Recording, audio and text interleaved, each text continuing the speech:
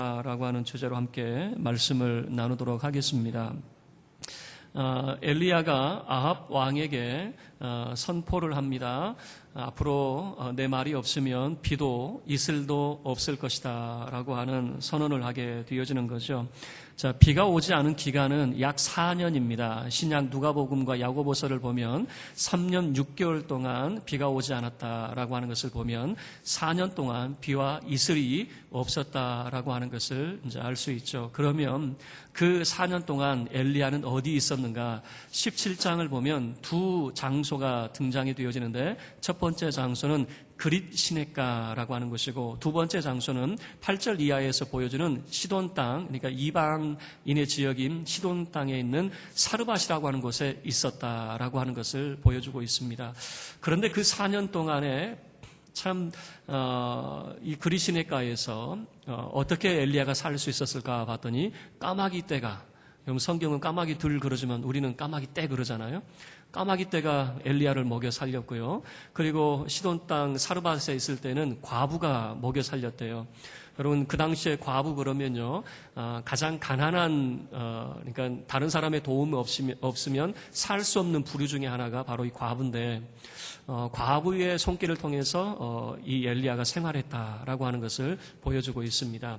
자, 오늘은 특별히 2절부터 7절까지의 내용인 그릿 시냇가를 통해서 하나님의 선택된 선지자가 어떤 삶을 살아야 되는가 세 가지 방면에서 살펴보고 하나님의 백성인 우리가 어떤 삶을 살아야 되는가라고 하는 것을 함께 교훈을 얻고자 합니다.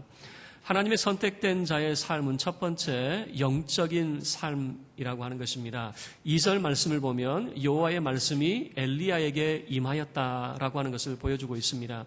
말씀이 임하였습니다. 여러분 영적인 삶이라고 하는 것은 바로 이 말씀의 삶을 보여주고 있거든요.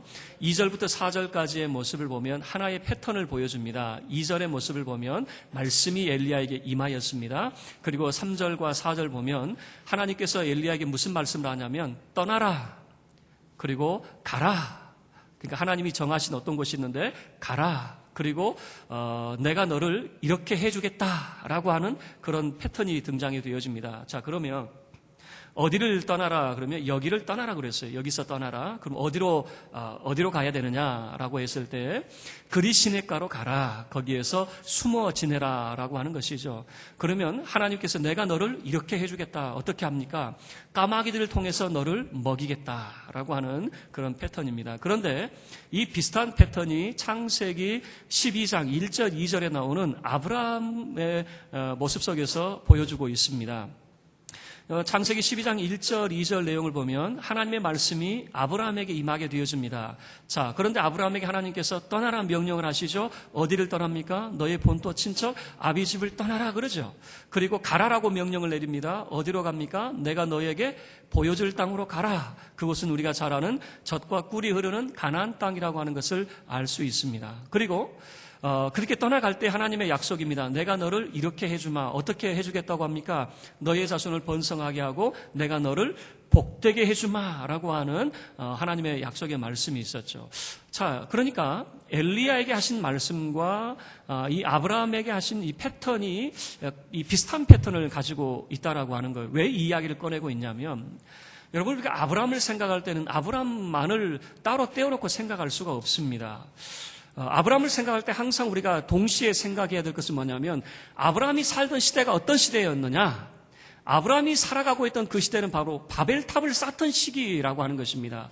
그러니까 아브라함이 살던 그 시기의 가치관, 세계관이 어떤 것이냐? 바벨탑이라고 하는 것을 보여주고 있거든요. 자, 그러면 그 시기, 아브라함이 살던 시기를 주도한 인물이 있었습니다. 그 시기의 지도자가 누구였냐면 노아의 세 아들 중에 셈, 함, 야벳이 있었습니다. 그 중에 함이라고 하는 아들인데 여러분 잘 알죠? 함은 아버지가 술 취해 자고 있을 때 그것을 비난했던 아들이 바로 함 아니었습니까?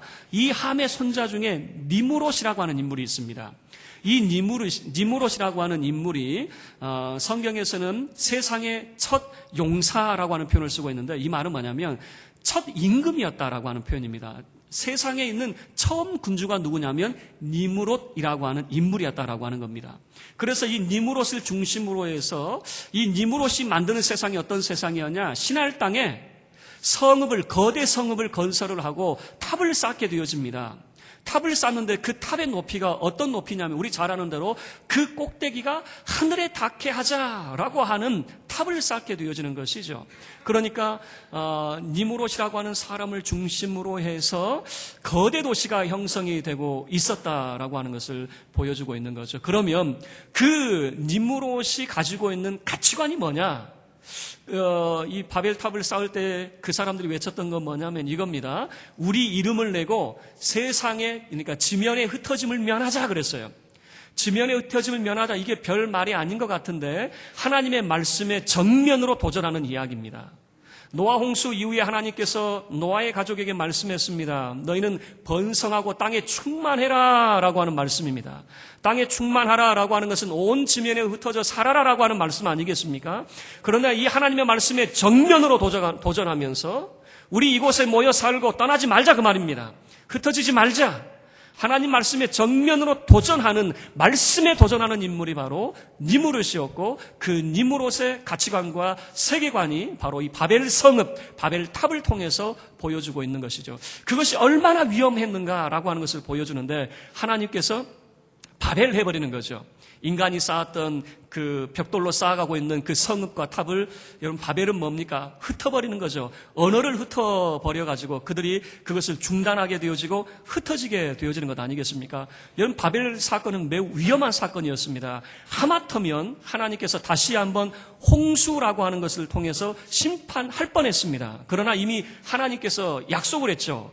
다시는 홍수로 심판하지 않겠다 약속했기 때문에 언어를 흩어버림으로 인해서 하나님 앞에 범죄하지 않도록, 그러니까 그 시대에 하나님 말씀에 도전하는 니무롯을 중심으로 하나님을 도전하는 세계관, 가치관이었다라고 하는 것을 보여주고 있습니다. 그런데 그 시날 땅에 어떤 움직임이 있냐면 이 니무롯을 신격화하게 되어집니다. 신으로 추앙을 하게 되어집니다.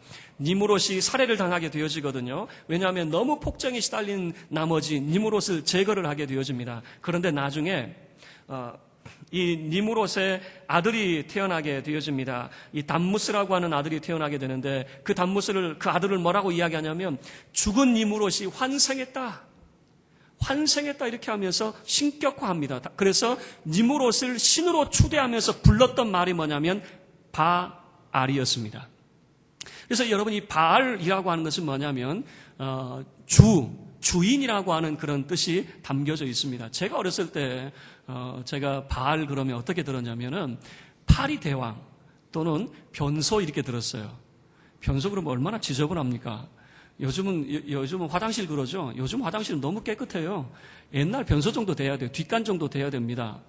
구더기가, 아침부터 죄송합니다. 그러죠? 그 변소에서 하루짜리 달력 있죠. 하루씩 있는 그 달력 딱 떼가지고 그게 제일 좋았어요. 그죠? 이게 기억이 나는 분들은 나이가 있는 분들이죠. 근데 아마 이제 유대인들이 바알 신전을 허물고 거기를 이제 그렇게 만들었던 것 같아요. 그러면서 바알을 격화시키면서 그렇게 했던 말인 것 같고, 원래 바알이라고 하는 뜻은 뭐냐면 주인이라고 하는 겁니다. 누가 주인이라는 겁니까? 니무롯이 주인이라는 겁니다. 하나님의 말씀에 도전한 니무롯이 주인이라고 하는 것을 보여주고 있는 것이죠.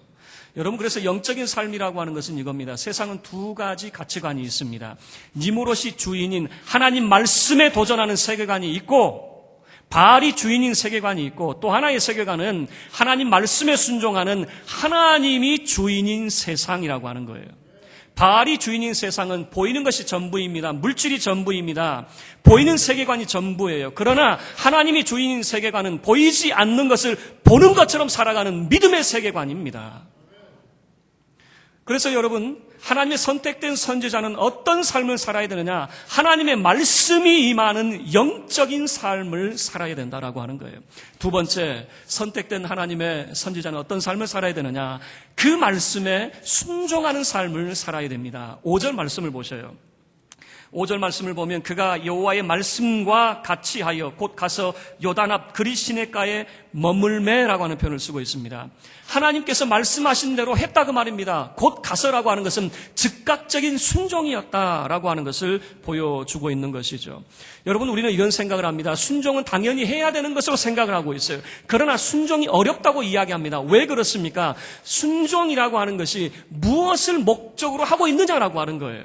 하나님께서 엘리야에게 어떻게 말씀하고 있습니까? 그리시네가로 가라 그랬잖아요. 그 그리시네가는 지금 신학자들이 찾아보려고 해도 장소가 어디인지 몰라요. 그 말은 뭐냐면 알려지지 않은 장소라고 하는 겁니다. 광야 그 어느 곳이 되어지겠죠.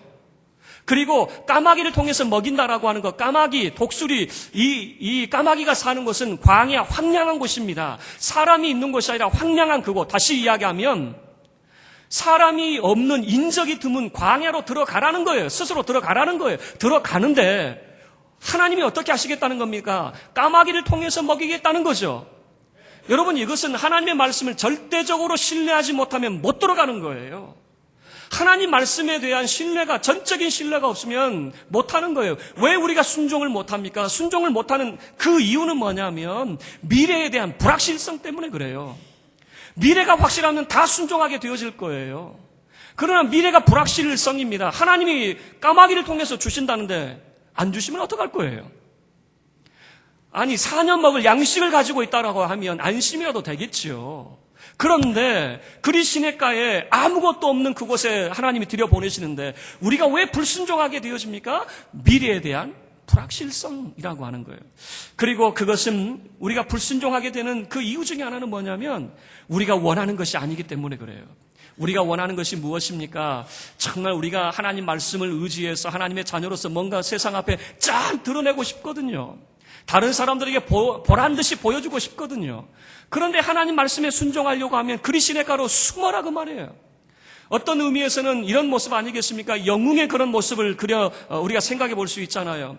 모든 사람이 아하방 앞에서 꼬리를 내립니다. 아하방 얼굴도 쳐다보지 못합니다. 그런데 엘리야가 뭐라고 이야기합니까? 내 말이 없으면 비도 이슬도 없을 것이다. 영웅적인 모습이었어요. 그런데 그 영웅의 모습이 당방에 어떻게 나타납니까? 도망자의 모습이에요. 꼬란지 완전히 내리고 숨는 그런 모습 아닙니까? 그것도 하루 이틀도 아니고 4년씩이나. 우리가 4년이라고 하는 것을 성경을 통해서 알지만 그 기간은 아무도 알 수 없어요. 하나님이 가라라고 떠나라고 말씀하기 전에는 그 기간이 언제인지 그 누구도 몰라요. 우리가 원하는 영웅의 모습도 아니었습니다. 어떤 의미에서는 그리시네가는 우리가 피하고 싶은 환경이기 때문에 순종해야 된다는 것은 알고 있지만 그렇게 하기가 싫은 거예요. 말씀에 순종해야 되는 것은 알고 있지만 그리시네가 까마귀가 나를 먹여? 불안한 거죠. 그리고 우리가 원하는 것도 아니에요. 그래서 우리는 불순종하는 그런 삶을 살게 되는 거죠. 그러나 여러분 기억하셔요. 순종은 영적인 삶의 가장 큰 특징이 바로 순종의 삶이라고 하는 것을 여러분 기억할 수 있기를 바랍니다. 우리가 하나님의 자녀라면 의당 우리가 해야 될 것이 무엇이냐면 하나님 말씀에 순종하는 삶을 살아야 한다라고 하는 거예요.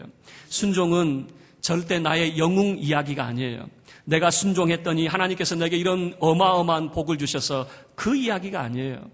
순종이라고 하는 것은 뭐냐면 나의 그 순종의 삶을 통해서 말도 안 되는 그리시네가로 들어가는 그 순종의 삶을 통해서 하나님이 어떤 분인지 알게 되어지고 하나님이 일하심을 보게 되어지는 것.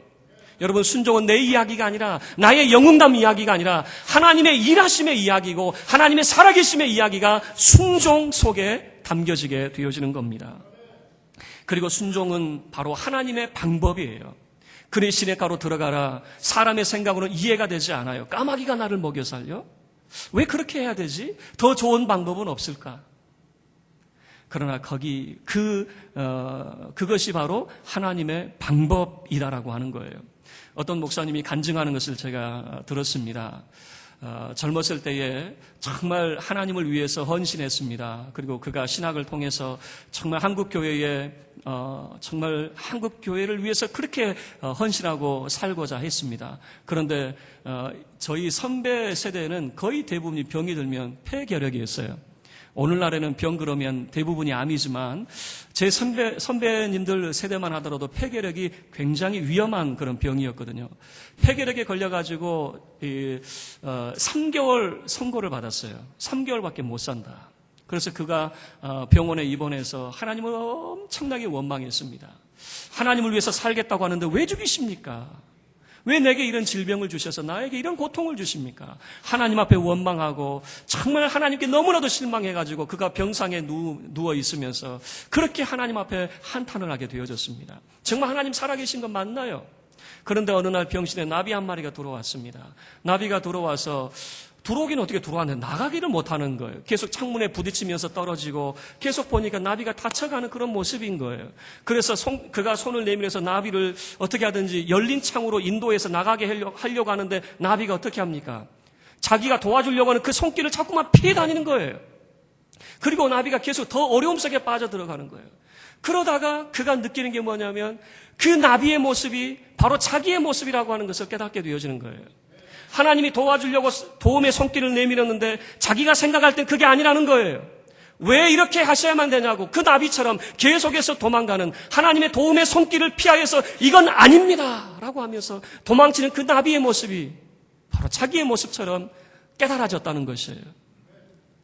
그래서 하나님 앞에 그가 회개하고 전적으로 하나님을 의지하면서 살리시든 죽이시든 주님 뜻이고 하나님 앞에 전적으로 의지했을 때 3년 만에 그의 질병이 완쾌되어지고 한국 교회를 위해서 귀하게 쓰임받았다는 간증을 들었어요. 여러분, 순종이라고 하는 것은 내 방법이 아니라 하나님의 방법이라고 하는 것이에요. 그 순종은 우리를 힘들게 하는 것이 아니에요. 우리는 이렇게 하죠. 순종은 힘들어. 하나님의 도움의 손길이라고 하는 사실을 우리가 깨닫지 못하기 때문에 힘들어. 내가 귀찮은 거야 라고 생각하는 거예요. 그러나 순종은 여러분을 돕고자 하는 하나님의 도움의 손길이라고 하는 것입니다. 그리 시냇가를 통해서 하나님은 엘리야를 먹이시고 그를 보호하고 계셨다라고 하는 것을 보여주고 있는 것이죠. 순종, 어려운 게 아니에요. 하나님께서 우리에게 너 고생 한번 해봐 이게 아니란 말이에요. 우리를 도우시는 하나님의 손길이 그 순종 속에 담겨져 있다라고 하는 것을 보여주고 있는 것이죠. 하나님이 선택한 그 선지자의 삶이 어떤 삶입니까? 영적인 삶, 그리고 하나님 말씀에 순종하는 자의 삶이라고 하는 거예요. 세 번째는 하나님의 그 은혜에 보답하는 자의 보은의 삶이라고 하는 것입니다. 여러분 6절 말씀을 함께 보셔요. 6절 보시면 까마귀들이 아침에도 떡과 고기를 저녁에도 떡과 고기를 가져왔고 그가 시냇물을 마셨으나 라고 하는 것이죠. 까마귀들이 아침과 저녁으로 떡과 고기를 물고 와서 엘리야를 먹이고 있는 이 모습을 보셔요.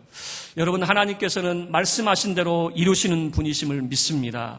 하나님께서는 가라 하셨어요. 그리 시냇가에 뭐가 있는데요. 그러나 하나님께서 약속하신 대로 말씀하신 대로 이 엘리야를 먹이시는 그 모습을 보여주고 있는 것이죠. 자, 그런데 왜 하필이면 까마귀입니까? 라고 하는 것이죠. 여러분, 우리는 보통 까마귀 그러면 흉조입니까? 길조입니까? 까마귀 그러면 우리는 흉조가 되어지는 거죠. 왜 그렇습니까?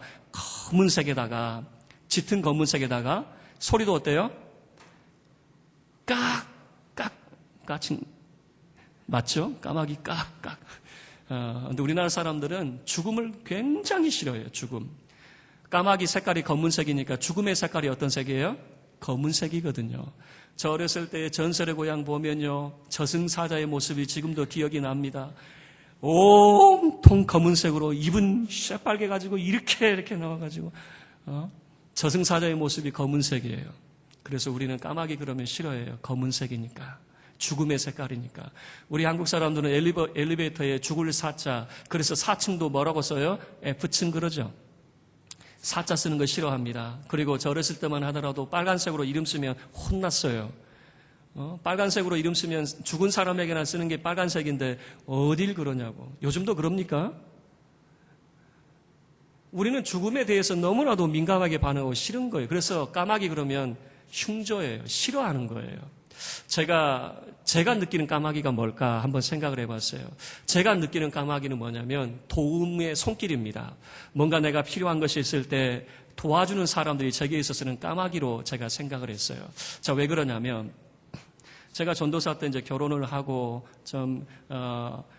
빚으로 시작을 했어요. 뭐 방을 얻는데도 빚으로 시작을 하고 뭐 등록금이라든가 또 생활비라든가 이 모든 것들이 넉넉치가 않고, 그래서 무슨 생각을 하냐면 까마귀 하나님 안 보내주십니까? 등록금도 물어다가 틱 떨쳐주고 생활비도 물어다가 틱 떨쳐주고 이런 까마귀들 없습니까? 도움의 손길들 없습니까? 그런 까마귀 때가 있었으면 좋겠는데, 그런데 그 시기에 제가 묵상했던 것이 뭐냐면 사사기 말씀이었어요.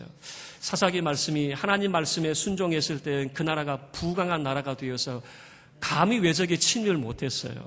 그런데 하나님 말씀에 불순종했을 때에는 정말 그 나라가 너무나도 국론이 분열돼가지고 추수 때만 되면 외적이 침입해가지고 추수할 것을 다 빼앗아가 버리는 거예요. 그래서 봄에 씨 뿌리고 눈물로 씨 뿌렸는데 가을에 추수를 못하는 그 모습을 보면서 제가 사사기 말씀을 묵상하면서 제가 느낀 바가 있어요. 하나님, 저는 까마귀 때 구하지 않겠습니다. 물어다가 무엇을 얻는 그것이 아니라 하나님만 의지하겠습니다. 하나님이 내 인생 책임져 주시옵소서. 내가 하나님 의지할 때에 내 손을 능하게 해주시고 내 믿음의 지경을 넓혀주셔서 하나님이 주시는데도 받을 수 있는 그런 사람이 되게 하옵소서. 그래서 봄에 씨를 뿌려서 풍성한 추수를 빼앗기는 자가 아니라 정말 그 추수의 기쁨을 누리는 자가 될 수 있게 해달라고 그렇게 기도했어요. 놀라운 일이 벌어졌어요. 그 모든 것들이 6개월 만에 다 해결이 되어졌어요. 그래서 지금도 저는 기도의 제목이 까마귀 구하지 않습니다.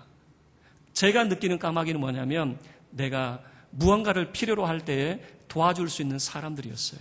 그러면 성경이 말하는 까마귀가 뭘까? 사실 왜 하필이면 까마귀입니까? 라고 하는 거예요. 성경에서 까마귀는 부정한 새입니다. 부정한 새이기 때문에 제물로 쓸 수도 없고 그리고 먹을 수도 없는 새가 이 까마귀였어요. 그리고 그 사람의 이 머리가 검다라고 하는 것을 비교할 때 까마귀로 비교하거든요. 그만큼 머리 색깔이 검다라고 하는 것이거든요. 까마귀가 별로 좋은 게 아니에요. 그리고 까마귀가 거처하는 것도 황량한 광야와 같은 곳에서 사는, 그리고 우리가 어렸을 때 들은 것도 이겁니다. 까마귀는 얼마나 이기적인 새인지 자기 새끼를 돌보지 않고 남의 새집에다 딱 던져 넣어가지고 남의 새가 키우게 만드는 그렇게 이기적인 그런 새로 여겼었거든요. 그런데 이 성경의 말씀을 통해서 이 까마귀에 대한 속담 하나가 이제 제가 눈에 띄었어요. 자, 우리는 이런 우리가 가지고 있는 속담이 있어요. 자식은 내 자식이 커 보이고 벼는 남의 벼가 커 보인다. 맞는 말이죠. 부모는 오로지 자식 사랑이에요. 자기 자식이 최고예요. 저도 그런 줄 알았어요. 우리 자녀들이 어렸을 때만 자랄 때 다 천재인 줄 알았어요. 학교 들어가 보니까 포기했어요. 지금은 이제 마음을 내려놨지만은 천재인 줄 알았어요. 뭐든지 다 잘하는 줄 알았어요. 부모는 자식이 커 보이기 때문에 그렇죠. 그런데 자식은 부모에게 어떤 생각을 가지고 있어요? 그렇게 효를 다하지 못하거든요. 그런데 성경의 속담 가운데 효와 관련된 속담이 있는데 잠언 30장 17절 말씀에 이런 이야기가 있어요. 부모에게 불효한 자는 까마귀에게 그 눈을 쪼인다라고 하는 말이 있어요. 까마귀에게 불효하는 자는 그 눈이 쪼인대요. 그러니까 효와 관련된 그런 까마귀와 효에 대한 이야기거든요. 그런데 우리나라 속담에도 이와 비슷한 속담이 있었어요. 여러분, 반포지효라고 하는 그런 속담이 있거든요. 반포지효라고 하는 그 사자성어가 있는데 이것은 무슨 말이냐면은 어렸을 때는 부모님께서 보살펴 주지만 커서는 그 자녀가 자라서 부모의 그 은혜에 보답하고 부모를 먹여 살린다라고 하는 거예요. 그런데 이 반포지효가 어디에서 생겨난 것이냐면 까마귀에게서 나타나는 거예요. 까마귀가 그 새끼로 있을 때는 이 어미새가 물어다 주는 먹이를 먹고 자라다가 이 새가 자라면 그 어미새를 먹이고 있는 모습이에요. 그래서 반포지효라고 하는 사자성어가 생겨나게 되어지는 거죠. 여러분, 까마귀 그러면 우리가 생각할 때 흉조라고 생각하지만 까마귀는 효와 관련된 새였다라고 하는 것이에요. 자, 그러면 이런 생각이 가능한 거죠. 왜 하필이면 까마귀입니까? 마치 이렇게 뒤틀어 버리는 것 같아요. 어떻게 뒤틀고 있냐면, 봐라, 한낱 미물도 그 은혜에 보답하고 있거든. 자기를 낳은 그 부모에게 효를 다하거든. 어떻게 최고의 지성인 하나님의 형상을 입은 하나님의 자녀는 그를 지으신 창조주를 외면할 수 있느냐? 하나님을 외면하고 북이스라엘의 상황을 보세요. 하나님을 외면했습니다. 여호와를 등지고 바알이 우리를 먹여 살립니다. 바알이 우리의 주인입니다. 이렇게 돌아서지 않았습니까? 마치 까마귀를 통해서 엘리야를 먹이시는 이 모습이 이렇게 섬긴 우리에게 뒤틀고 있는 것 같아요. 한낱 미물도 그 은혜에 보답하건만 어떻게 최고의 지성인 하나님의 자녀들은 너를 지으신 창조자를 잊었느냐? 이렇게 비꼬고 있는 것 같아요. 여러분, 말씀을 마치도록 하겠습니다. 하나님께 선택받은 선지자의 삶을 세 가지로 살펴보았습니다. 이것을 통해서 하나님께 택함을 받은 우리의 삶이 어떤 삶이 되어져야 될 것인가? 첫 번째, 하나님의 말씀이 임하는 영적인 삶이 되어야 된다라고 하는 거예요. 여러분, 세상은 두 개로 나누어져 있어요.